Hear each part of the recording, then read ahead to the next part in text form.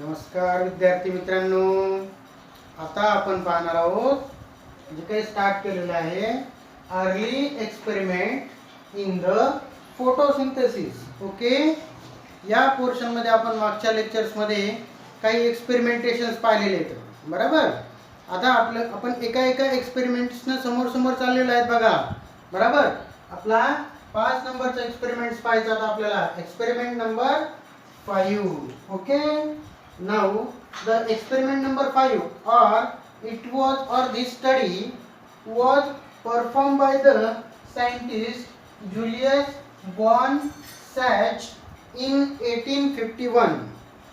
हा जो काही एक्सपेरिमेंट आहे हा परफॉर्म केलेला आहे जुलियस वॉन सॅच नावाच्या सायंटिस्टनं 1854 मध्ये. बरोबर, आता यानं भरपूर सिरीज ऑफ एक्सपेरिमेंट्स परफॉर्म केलेले, भरपूर सिरीज ऑफ एक्सपेरिमेंट्स परफॉर्म केलेले आहेत. आणि त्याच्या सिरीजमधनं त्यानं काय दिलेले तर इव्हिडन्सेस दिलेले. काय दिलेले तर evidences for the glucose production.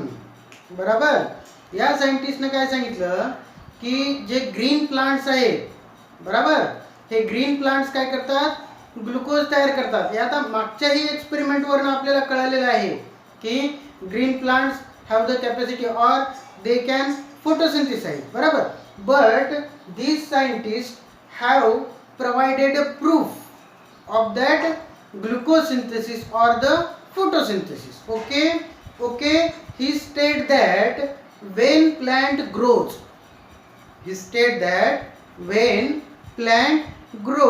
at the time of growth the process of photosynthesis takes place, and in that process glucose is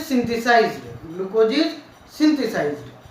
okay, म्हणजे झाडांची जेव्हा वाढ व्हायला लागलेली आहे, ग्रोथ होते झाडांची ग्रोथ होत असताना सायमल्टेनियसली ही फोटोसिंथेसिसची प्रोसेस चालू असते. बरोबर, किंवा आपण असंही म्हणू शकतो की फोटोसिंथेसिस चालू असताना झाडांची ग्रोथ होते. तर या प्रोसेसमध्ये अन्न तयार होतं, फूड तयार होतं, जे फूड सुरुवातीला ग्लुकोजच्या फॉर्ममध्ये तयार होते. कशाच्या फॉर्ममध्ये? ग्लुकोजच्या फॉर्ममध्ये. This food is synthesised in the form of glucose. आता आपल्याला माहिती आहे की glucose is a monosaccharide. Okay, but that monosaccharide is get converted into the polysaccharide and the name of that polysaccharide is starch. Okay, it means after synthesis of glucose is converted into starch. And that starch is stored as a form of a food.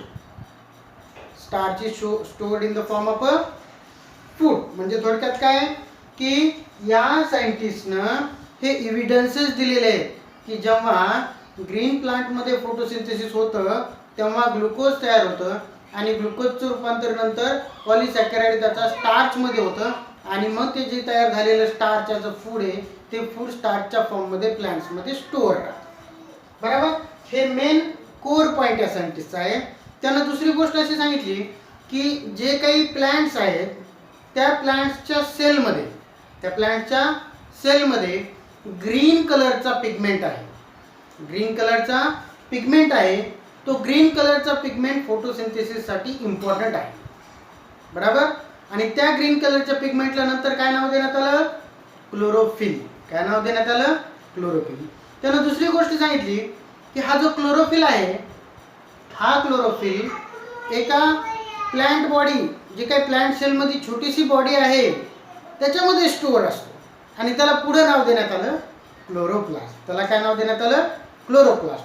म्हणजे he stated that the green colored pigment, now we call it as a chlorophyll, which is stored into the particular specific or special body.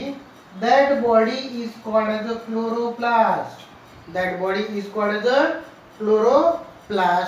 Where the process of photosynthesis takes place and glucose is synthesized. From that glucose is converted into the starch, and that starch is stored. Okay, all these evidences are provided by this scientist. The name of the scientist is Julius von Sachs in his different series of experimentation. Okay, listen once again. This Julius von Sachs in 1858 performed different series of experimentation, and from that experimentation he proved that, or he provided a proof of the experiment of photosynthesis, that is, the glucose is synthesized when plant grow. Glucose is synthesized when plant grow, and that glucose is stored in the form of a starch. Glucose is stored in the form of a starch. Okay. After that, the next thing he stated that the plant consists of a green colored pigment which is very essential for the process of photosynthesis, that is called as a chlorophyll. Now we called it as a chlorophyll, and that chlorophyll is stored in the special body. That special body within the plant cell is called as a chloroplast, where the process of photosynthesis takes place and glucose is synthesized. That glucose is a monosaccharide which get converted into the polysaccharide, and the name of that polysaccharide is a starch, and it is fully stored in the form of a starch. All these evidences are provided by this scientist. Okay. Now after this next experiment number 6. Okay. This experiment number 6 is somewhat broad experiment, and it is one of the different experiment, because from this experiment one of the line spectrum of the photosynthesis was discovered or invented. Okay, line spectrum of the photosynthesis was occurred. Okay, now this experiment number 6 is provided by or done by the scientist T.W. Engelmann. हा जो काही experiment आहे, हा experiment T.W. Engelmann नावाच्या सायंटिस्टने दिलेला आहे. त्याचा life span दिलेला आहे बघा, 1843 ते 1909. बरोबर. याने काय केलेलं आहे या सायंटिस्टनं, की एक प्रिझम यूज केला. काय यूज केला? प्रिझम. बरोबर, लाईट स्प्लिट करण्यासाठी. बरोबर. ओके, म्हणून त्याने काय केलं, प्रिझमच्या सहाय्याने ही जी काही लाईट आहे ही लाईट स्प्लिट केली. पूर्ण जो लाईन स्पेक्ट्रम आहे, जी व्हाईट लाईट म्हणतो आपण, मिक्सचर सगळ्या VIBGYORचं, ते पूर्ण त्यानं सेपरेट केलं. काय केलं? सेपरेट केलं. म्हणून त्या एक्सपेरिमेंटला आपण म्हणू, किंवा असं म्हणतात की लाईट स्प्लिट एक्सपेरिमेंट. काय म्हणतात? Light split experiment. म्हणून हा झाला T.W. Engelmann light split experiment. काय केलं बघा, he had selected a prism. We know that prism has the capacity to diffract the light or split the light. Okay, now observe what happened. From this light source, suppose this is a source of a light, from this light source the radiations of the light or the polychromatic radiation, we can call it as a, falls onto this prism. Okay, we know that the medium is changed. Light is passed from rarer medium to denser medium, and we know that the property of light, when medium is changed, there is a refraction of light takes place. Okay, commonly the refraction takes place, and while that process, all the different lights of the wavelength are splitted, or we can call it as a diffracted. म्हणजे बघा, या source पासून light radiation आले, या prism वरती पडले, आणि त्याचा रिफ्रॅक्शन झालं, आणि रिफ्रॅक्शनच्या फिनॉमिनॉनमुळे सगळे जे काही आहेत रेडिएशन ते सगळे परत डिफ्रॅक्ट झाले. ते डिफ्रॅक्ट म्हणजे स्प्लिट होते. म्हणजे जे काही विजिबल वेवलेंथची जी काही मिक्सिंग होती इथं, ती सगळ्या वेवलेंथचे रेडिएशन जे काय झाले, सेपरेट झाले. म्हणजे आपल्याला माहिती आहे, विजिबल जे काय आहे, violet, Indigo, blue, green, yellow, orange आणि रेड VIBGYOR. ओके, मग हे सेपरेट झाले. आता पुढं काय केलं, हे यानं काय केलं मग पुढं की एका बिकरमध्ये सस्पेन्शन घेतलं. सस्पेन्शन म्हणजे मिक्सचर म्हणून आपण, बरोबर. कशा कशाचं सस्पेन्शन घेतलं त्यानं की सस्पेन्शन ऑफ एरोबिक बॅक्टेरिया, म्हणजे असे बॅक्टेरिया घेतले की ज्यांना ऑक्सिजन लागतो, म्हणजे असे बॅक्टेरिया जे की respiration in presence of O2, ऑक्सिजनच्या प्रेझेन्समध्ये त्याचं रेस्पिरेशन परफॉर्म करतात. ओके, अशा बॅक्टेरियाचं सस्पेन्शन घेतलं आणि त्याच्यामध्ये अजून काय टाकले त्यानं, ग्रीन अल्गी. कुठली ग्रीन अल्गी टाकली, क्लॅडोफोरा. कुठली ग्रीन अल्गी टाकली, क्लॅडोफोरा नावाची ग्रीन अल्गी टाकली. इथं काळजीपूर्वक लक्षात असू द्या, इथं नीटला क्वेश्चन सेट होऊ शकतो की त्या सायंटिस्टनं, आपण जे म्हणतो TW इंजलमॅन नावाच्या सायंटिस्टनं कुठली ग्रीन अल्गी वापरली, त्या ग्रीन अल्गीचं नाव. इथं एक्झाममध्ये क्वेश्चन सेट होऊ शकतो, बरोबर. It is very very important, Cladophora. किंवा इथं सुद्धा क्वेश्चन सेट होऊ शकतो की त्यानं कुठल्या टाईपचा बॅक्टेरिया वापरला होता, कल्चर कुठलं वापरलं. मग बॅक्टेरिया वापरला, एक तर क्वेश्चन असा विचारला जाऊ शकतो की बॅक्टेरिया वापरला, व्हायरस वापरले, फंगाय वापरला किंवा अजून काही वेगळं वापरलं, किंवा मग बॅक्टेरियामध्ये एरोबिक वापरला, अनएरोबिक वापरला, हे सगळं माहीत पाहिजे आपल्याला, बरोबर. तर मग बघा आता इथं काय काय आहे, मग एक बिकर घेतलं, त्यामध्ये काय काय आहे, ग्रीन अल्गी, क्लॅडोफोरा आणि आपलं एरोबिक बॅक्टेरियाचं सस्पेन्शन आहे, ते मिक्सचर त्यानं टाकलेलं होतं. आणि ते मिक्सचर जे काय आहे एका ग्लास बिकरमध्ये घेतलं आणि ते जे मिक्सचर आहे या सस्पेन्शनमध्ये जे काय होते, आपले जे वेगवेगळे बॅक्टेरिया घेतले, ग्रीन अल्गी घेतलेली आहे, बरोबर. तर इथं तुम्हाला थोडं काळजीपूर्वक बघायचं. बघा मग लाईट सोर्स आला, लाईट सोर्स प्रिझमवरती पडला, प्रिझमवरनं लाईट डिफ्रॅक्ट झाली. डिफ्रॅक्ट झाली म्हणजे सगळे स्प्लिट झाल्या, आणि स्प्लिट झाल्याच्या नंतर इथं आपण कल्चर ठेवलेलं आहे आपलं, तर त्याच्यातले सगळे violet, Indigo, blue, green, yellow, orange, red सगळे रेडिएशन कुठं पडले, या बिकरवरती पडले, बरोबर. आता काय झालं की प्रत्येकाचा एक एक आपला एरिया आहे रेडिएशनचा ठरलेला, बरोबर. मग एका पर्टिक्युलर वेळेनंतर त्यानं काय केलं, त्याला ऑब्झर्व केलं. तर त्याला ऑब्झर्व काय झालं की ब्ल्यू रेडिएशन जे काय आहे, या ब्ल्यूच्या एरियामध्ये आणि रेडच्या एरियामध्ये, म्हणजे ज्या ज्या एरियामध्ये रेड आणि ब्ल्यू रेडिएशन पडले त्या एरियामध्ये हे जे काही एरोबिक बॅक्टेरिया होते, त्या एरोबिक बॅक्टेरिया अक्युमुलेट झालेले दिसले त्याला, बरोबर. म्हणजे ब्ल्यू आणि रेड जिथं जिथं रेडिएशन पडले त्या त्या वेव्हलेंथच्या एरियामध्ये त्याला काय झाले, एरोबिक बॅक्टेरिया तिथं पोहोचल्यासारखं म्हणजे अक्युमुलेट झालेले दिसले, बरोबर. याचा अर्थ काय की ही जी काही प्रोसेस आहे, मग ही प्रोसेस फोटोसिंथेसिसची ब्ल्यू आणि रेड एरियामध्ये जास्त झाली. कशामुळे, त्या एरियात झाली. याचा अर्थ आपल्याला माहिती आहे फोटोसिंथेसिसमध्ये ऑक्सिजन रिलीज होतो, याचा अर्थ ब्ल्यू आणि रेड एरियामध्ये काय झाला, ऑक्सिजन रिलीज झाला. आणि तो ऑक्सिजन रिलीज झाल्याच्या नंतर हे एरोबिक बॅक्टेरिया ज्याला ऑक्सिजन लागतो, मग ते ऑक्सिजन घेण्यासाठी ते सगळे बॅक्टेरिया कुठे अक्युमुलेट झाले, रेड आणि रेड आणि ब्ल्यू एरियामध्ये अक्युमुलेट झाले. अशा पद्धतीने त्याला काय केला, त्याचा एक्सपेरिमेंट परफॉर्म केला. काय केला, एक्सपेरिमेंट परफॉर्म केला, बरोबर. मग काय फायनल एक्सपेरिमेंटचं कन्क्लुजन काय म्हणू आपण की aerobic bacteria accumulated in the blue and red area. Okay, आता हा जो काही एक्सपेरिमेंट होता त्यावेळेसचा सगळ्यात पहिला अटेम्प्ट होता फोटोसिंथेसिसचा, की ज्या अटेम्प्टमध्ये आपल्याला फोटोसिंथेसिसचा लाईट स्पेक्ट्रम मिळाला.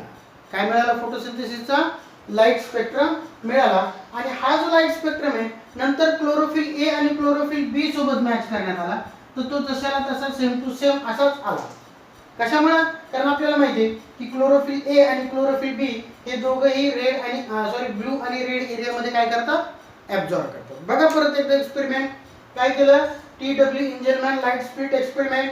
Okay, this TW Engelmann selected a prism and suspension of the aerobic bacteria and green algae cladophora. Okay, he has passed the light onto this prism. With the help of prism, the light is splitted or diffracted. Okay, splitted light is passed on to this suspension containing aerobic bacteria and green algae cladophora. Now, in presence of light, this green algae will photosynthesize. Okay, now he after this particular time or after particular time interval, he observed that in the area of blue and red light, these aerobic organisms or aerobic bacteria are accumulated. Aerobic bacteria are accumulated. Now we know that why these bacteria will be accumulated, because oxygen will be released in that area in the process of photosynthesis. From this he concluded that the process of photosynthesis can be takes place very clearly or fastly in the area of the blue and red area. Blue and red area. Okay, it is the first conclusion. Second thing is that it was the first line spectrum of the photosynthesis which was discovered by the scientist T.W. Inselman. And third conclusion is that the line spectrum which was discovered by the scientist in this process, which was resembled to the line spectrum of chlorophyll A and chlorophyll B. म्हणजे काय, chlorophyll A आणि chlorophyll B जे काही light absorb करतात ते blue आणि red, तर ते आणि या एक्सपेरिमेंटेशनची लाईट जे काही वेवलेंथ्स आहेत त्या कशा निघाल्या, सारख्या निघाल्या. बरोबर. इथं इम्पॉर्टंट काय काय आहे, इथं इम्पॉर्टंट आहे हा क्लॅडोफोरा, दुसरं एरोबिक बॅक्टेरिया, आणि नंतर त्यांनी कुठल्या रिजन मध्ये ॲब्झॉर्ब केलं किंवा अक्युमुलेट झालं हे खूप महत्त्वाचे आहे. ब्ल्यू आणि रेड कलर, ब्ल्यू आणि रेड कलर, सगळ्या या तीन गोष्टी जर डीप क्वेश्चन असेल. आणि त्याच्यानंतर अजून एखादा क्वेश्चन असू शकतो की लाईट स्प्लिट एक्सपेरिमेंट फोटोसिंथेसिस मध्ये कोणी परफॉर्म केला, त्यामुळे या सायंटिस्टचं नाव महत्त्वाचं आहे, किंवा या सायंटिस्टनं कोणता एक्सपेरिमेंटेशन परफॉर्म केला तेव्हा लाईट स्प्लिट एक्सपेरिमेंट, हे पण बेसिकली माहीत पाहिजे. ओके, अशा पद्धतीने हा झाला experiment number 6, T.W. Engelmann's light split experiment. आता आपल्याला आपला नेक्स्ट एक्सपेरिमेंट पाहायचा परत. ओके, नेक्स्ट एक्सपेरिमेंट आहे एक्सपेरिमेंट नंबर 7, जी एक्सपेरिमेंटल स्टडी परफॉर्म केलेली आहे कॉर्नेलियस व्हॅन नेल नावाच्या सायंटिस्ट. कॉर्नेलियस व्हॅन नेल, त्याचा लाईफ स्पॅन आहे 1897 ते 1985. बरोबर. आता या सायंटिस्टनं परफॉर्म केल्यामुळे त्या एक्सपेरिमेंटला त्याचं नाव दिलं आहे कॉर्नेलियस व्हॅन नेल एक्सपेरिमेंट. बरोबर. आता त्याचं एक्सपेरिमेंटेशन आणि रिझल्ट. ओके, आता हा एक्सपेरिमेंट जो काय आहे त्यानं थोडा वेगळ्या पद्धतीने परफॉर्म केला. म्हणजे त्यानं जो काही एक्सपेरिमेंट परफॉर्म केला तो त्यानं पर्पल आणि ग्रीन सल्फर बॅक्टेरियावरती केला. कोणावरती केला? पर्पल आणि ग्रीन सल्फर कंटेनिंग किंवा सल्फर बॅक्टेरियावरती केला. आणि त्या एक्सपेरिमेंटमध्ये त्यानं काय डेमॉन्स्ट्रेट केलं की for the process of photosynthesis light is very important. Light is very important. Okay, म्हणजे light dependent reaction. Okay, he demonstrated that photosynthesis is essentially a light dependent reaction. म्हणजे काय की फोटोसिंथेसिसचं जर रिएक्शन करायचे असेल तर त्याला लाईट इसेन्शियल आहेच, लाईट गरजेची आहे. Okay, now in this reaction he formulated he studied that और he state that in this reaction hydrogen from oxidising compound, म्हणजे कुठल्या तरी एका ऑक्सिडायझिंग कंपाऊंड कडनं हायड्रोजन येणार आणि तो हायड्रोजन कार्बन डायऑक्साईडचं रिडक्शन करणार. तो काय करणार? कार्बन डायऑक्साईडचं रिडक्शन करणार. म्हणजे त्याचं म्हणणं असं झालं की एका पर्टिक्युलर ऑक्सिडायझेबल कंपाऊंड पासून हायड्रोजन येणार आणि तो कार्बन डायऑक्साईडचं रिडक्शन. आपल्याला माहिती आहे आता रिडक्शन करतो म्हणजे रिडक्शन रिएक्शन म्हणजे ॲडिशन ऑफ हायड्रोजन. म्हणजे या कार्बन मध्ये काय होणार? हायड्रोजन ऍड होणार आणि त्याचं बनणार कार्बोहायड्रेट. त्याचं काय बनणार? कार्बोहायड्रेट. बरोबर. मग रिएक्शन पण दिलेली H2A plus CO2 gives 2A plus CH2O plus H2O. याच्यामध्ये हा कार्बन डायऑक्साईड आणि हा आहे बघा आपला कार्बोहायड्रेट. काय आहे हा? कार्बोहायड्रेट. ओके, मग हा ऑक्सिडायझेबल कंपाऊंड. ओके, मग त्याचं म्हणणं असं आहे की या ऑक्सिडायझेबल कंपाऊंड मधला हा जो हायड्रोजन आहे हा हायड्रोजन इथून रिलीज होणार आणि या कार्बनला जाऊन अटॅच होणार. कार्बनला जाऊन काय होणार? अटॅच होणार आणि त्याचा कार्बोहायड्रेट बनणार. त्याचा काय बनणार? कार्बोहायड्रेट. आणि त्याच्यातला जो काही दुसरा पोर्शन असणार आहे हा पोर्शन इथं काय होणार? रिलीज होणार आणि साईडला वॉटर बनणार. बरोबर. मग दस in green plant H2O is the hydrogen donor. म्हणजे याच्यातनं आपल्याला शॉर्टकट मध्ये काय कळायला लागले की हा जो H2A आहे हा H2O सोबत रिसेंबल आहे का नाही? कोणासोबत रिसेंबल आहे? H2O सोबत. म्हणजे याच्यातनं ॲटलिस्ट आपल्याला एवढं कळलं की जो ऑक्सिजन आहे तो वॉटरपासून रिलीज व्हायला लागला. कोणापासून रिलीज होतोय? वॉटरपासून. म्हणजे काय काय केलं त्यानं की ज्यानं ग्रीन आणि पर्पल बॅक्टेरियावर स्टडी केली आणि त्या स्टडीतनं त्याला एक सांगायचं आहे की light is a essential component for the process of photosynthesis. आणि दुसरी गोष्ट काय सांगितली त्यानं की जो कार्बन डायऑक्साईड आहे याचं रिडक्शन कोणीतरी ऑक्सिडायझेबल कंपाऊंड करतो आणि तो त्याला काय करतो, हायड्रोजन सप्लाय करतो कार्बन डायऑक्साईडला आणि त्याच्यातनं निघतो ऑक्सिजन. आणि त्याच्यावरून असं क्लिअर झालं की बाबा जो काही ऑक्सिजन आहे तो ऑक्सिजन वॉटरपासून रिलीज होतो. ओके. मग in purple and green bacteria आता काय सांगितलेलं आहे माहिती आहे का की या एक्सपेरिमेंटमध्ये हा पर्पल आणि ग्रीन बॅक्टेरिया वरती परफॉर्म केला. आता हे दोन बॅक्टेरिया जे काय आहेत ना हे वॉटर वापरत नाहीत बघा, त्याच्या जागेवर वापरतात हायड्रोजन सल्फाईड गॅस H2S वापरतात. कोण वापरतात H2S. बरोबर. मग त्यानं काय म्हटलं की in purple and green bacteria H2S is hydrogen donor instead of water. म्हणजे पर्पल आणि ग्रीन बॅक्टेरियामध्ये वॉटर हा हायड्रोजन डोनर नसून कोण आहे, हायड्रोजन सल्फाईड गॅस हा हायड्रोजन डोनर आहे. आणि मग त्यानं फायनली सांगितलं की जर H2S वापरला गेला तर एंड प्रोडक्ट जो काही असणार रिलीज होणारा तो एकतर सल्फर आहे किंवा सल्फेट असणार इन्स्टेड ऑफ ऑक्सिजन. म्हणजे ऑक्सिजन हा फक्त वॉटर जर वापरलं तरच असतो. इथं H2S म्हणजे याच्यातनं प्रूफ काय झालं की त्यानं परफॉर्म केल्याच्या नंतर म्हणजे त्यानं काय केलं, ग्रीन बॅक्टेरियाचं जे काही प्रोसेस ऑब्झर्व केली, परफॉर्म केली, ऑब्झर्व केली आणि त्याच्यातनं त्याला कळलं की सल्फर रिलीज झाला आहे. काय रिलीज झाला, सल्फर. तर त्याला माहित होतं सल्फर कुठे आहे, ते हायड्रोजन सल्फाईड मध्ये आहे. बरोबर. मग त्याच्यावरून त्यानं कन्क्लुजन काढलं की ग्रीन प्लांट मध्ये जो काही ऑक्सिजन रिलीज होतो तो वॉटरपासूनच होतो. कोणापासून होतो, वॉटरपासून होतो.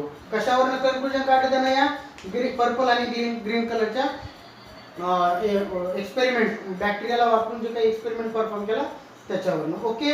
मग फायनल कन्क्लुजन काय दिसतं आपल्याला एक्सपेरिमेंटचं की आपला जो काही हायड्रोजन डोनर आहे तो कोण आहे, वॉटर.